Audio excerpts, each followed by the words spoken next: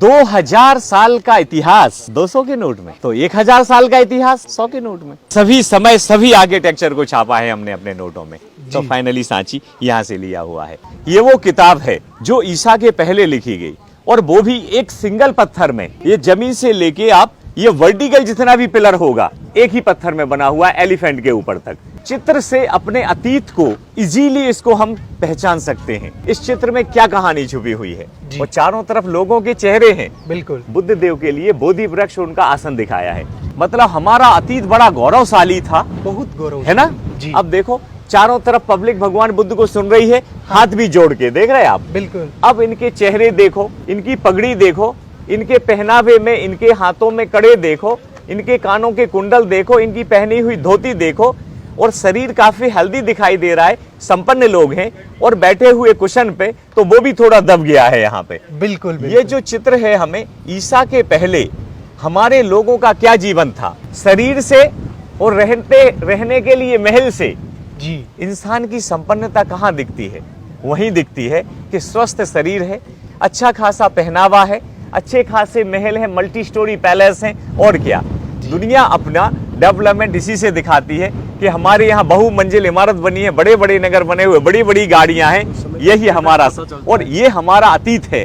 ईसा के पहले जन्म लेते हैं अपने परिवार से ही अपने अतीत की गौरव गाथा सुनने को मिलती है। वो महान अशोक हुआ करते थे, वो गौतम बुद्ध हुआ करते थे, वो भगवान महावीर होते थे, वो हमारी सनातन संस्कृति, सारी कहानियां सुनने को मिलती है। अपना देश कल्चर ऑफ कंट्री, अपना देश जिसको कहते हैं ना वासुधैव कुटुंबकम जी, जिसका मतलब यही होता है ना, जिसको कहते हैं कि वन अर्थ, वन फैमिली और वन फ्यूचर, है कि नहीं? बिल्कुल क्या कहते हैं, यही है हमारा G20 का भी जो है ना उद्देश्य, वासुधैव कुटुंबकम। कि आज अपनी संस्कृति आज कितने देशों में फॉलो होती है, और कितने देश के लोग अपनी संस्कृति देखने आते हैं।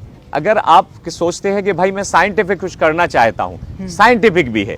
जब हम जमीन के अंदर उत्खनन करते हैं तो हमें सबसे पहले अतीत नहीं मिलता, सबसे पहले वर्तमान मिलता है।